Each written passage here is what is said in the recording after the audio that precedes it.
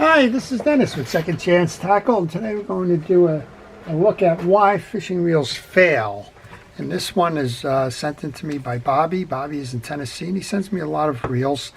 He's got quite a few of them, and I think he's purchased flea market lots and things like that over time. And some of them, well, they just don't work. And this one's a nice reel, one of my favorites from that period. This is the Bantam Mag. And well, the note on it says the spool won't turn. So this is the Bantam Mag Plus, and he's right, the whole thing is seized. Now, one of the things that I looked at initially was that there's two screws missing in the side plate.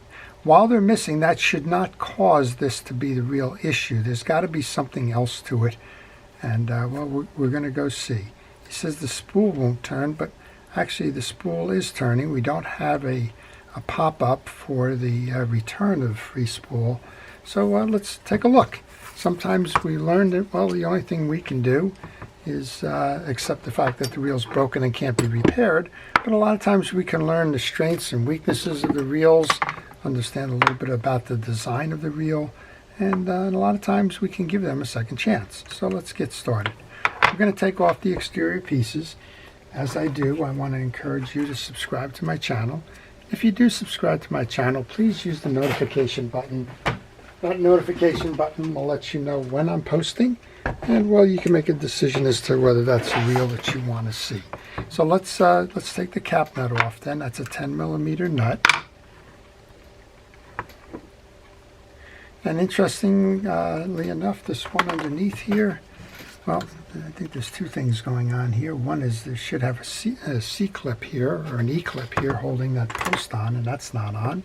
The other one that I find interesting is we have the tri-point on that adjuster. That tri-point was the type of adjuster that Shimano used when they were making the loose reels. So this is an older version of the Shimano Bantam, and it's a nice one. All right.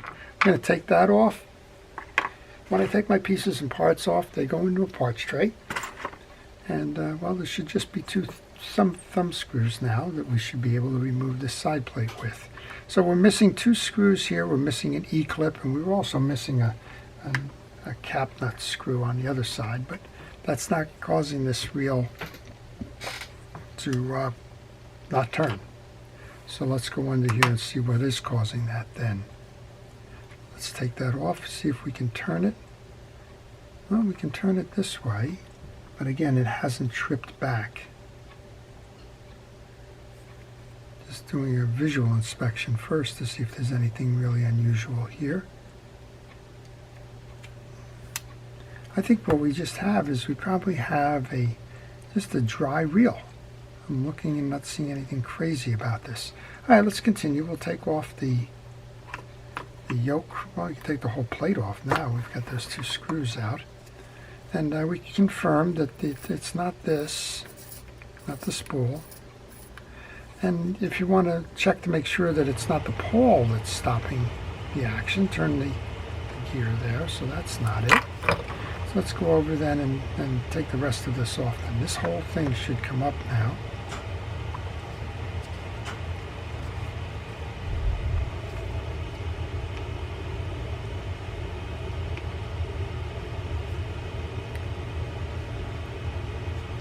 Just getting stuck with this anti-reverse dog here, which has to lift off.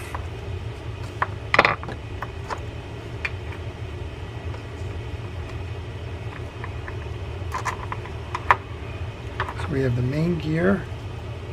I'm going to check that. I'm pretty sure that this main gear is upside down. That's probably what the issue is right here. It seemed to me that main gear belongs the other way. I'm probably certain of it. I think that's what happened. I think whoever put that main gear in put it in upside down. And that's exactly what it would be, because here's what's happening now. So you have a little washer here. That washer gives you the space for that anti-reverse dog to operate. If you don't have that washer there, if you've got it pressed this way, then you're clamping down on that, and that's not going to allow anything to turn. All right, well, we'll just continue with this one. Pull that off. Still should be able to get this one off. I'm not quite sure what's What's holding this and why, but let's see if we can't bring that up. Here's your anti-reverse dog, which likely was getting clamped down. And for whatever reason, I'm still having a hard time getting this shaft off here. So we may have a bent shaft as well. All right, we'll just do a quick cleanup. We'll use a little bit of penetrating oil for that. I guess it's time for another can of penetrating oil. Let's get the old dirts off of here. Now, when you're servicing a reel, you do not need to take all of the pieces and parts off. I know I get lots of reels in the bag from folks that have done that. And most of the time, things like the ones that are clamped down here, this is your trip mechanism. You want to make sure that that trips back nice and easy. But if the parts aren't broken, you can generally leave those alone. Okay, I think we discovered what the problem was. Whoever did this the last time put it in upside down. That's my hypothesis, because I believe that this little washer here is going to make all the difference in the world in the spacing. All right, let's take the some grease. Start with your yoke. Now your yoke has two ramps on it. That's going to face the back. That's where these bumps in the jack are going to push it out to disengage it from the spool. Check all of your teeth on the gear. Make sure that they're in good condition.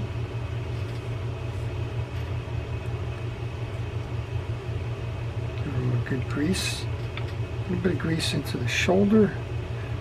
The part with the slot in it faces towards the spool, as does those ramps. So this is the way that it installs, and you can drop that down on the assembly. That little slotted section goes through the hole in the case and will accept the spool from behind. I'm not quite sure why this is so hard to get off that gear shaft. That gear shaft may be bent. We'll have to see. Okay, a little bit of grease onto the gear shaft.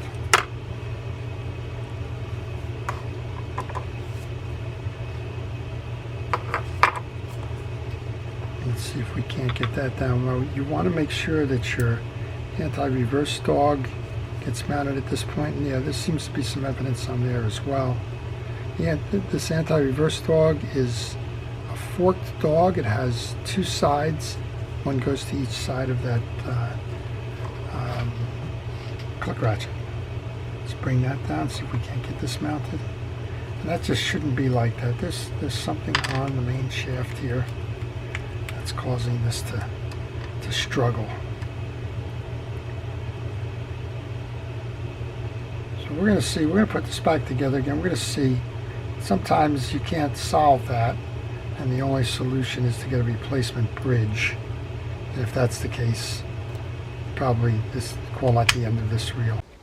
Okay, with that assembly on, this should go on next as that washer. Let's just check the drag washers inside. I can't imagine that the drags were working. Yeah, the drag washer has the thick drag washer to it.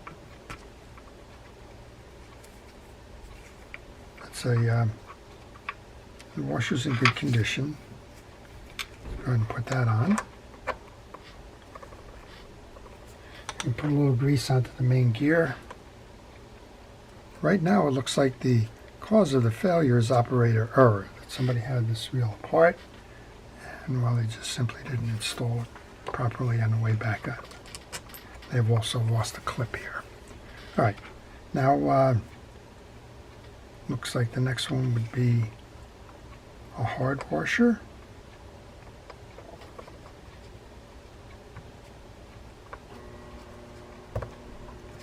Followed by a tension washer, followed by the hard washer,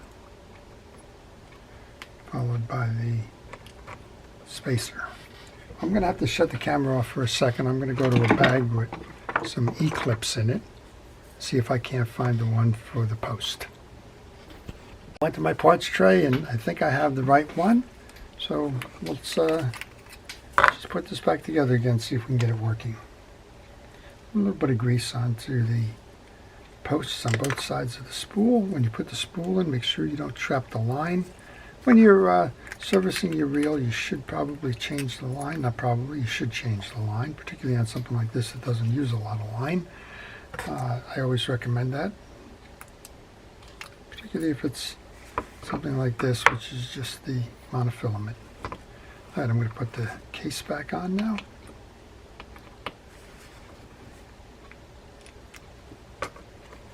Now we don't have the 2 screws here. We also don't have the 2 recoiling springs. So that's probably what's causing this to be the issue. There should be 2 springs on this post as well. Well, let's go ahead and put this back. Let's see if nothing else, if we got the reel to work.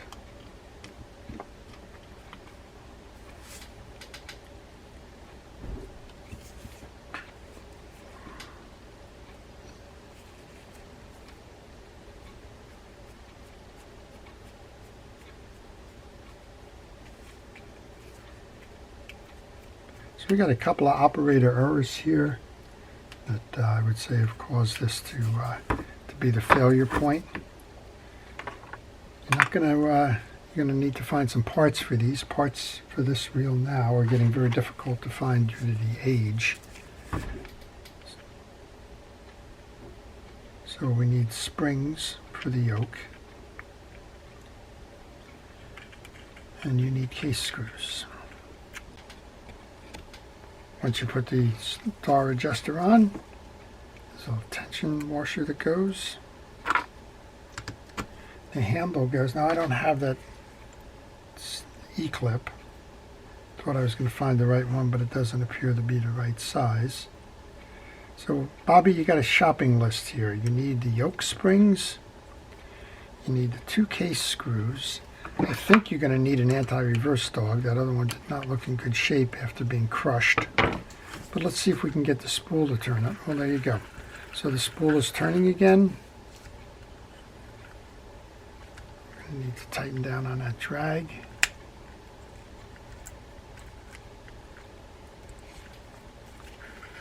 Turns nice and free and easy. Make sure you have that release. Turn your spool. Click it back in.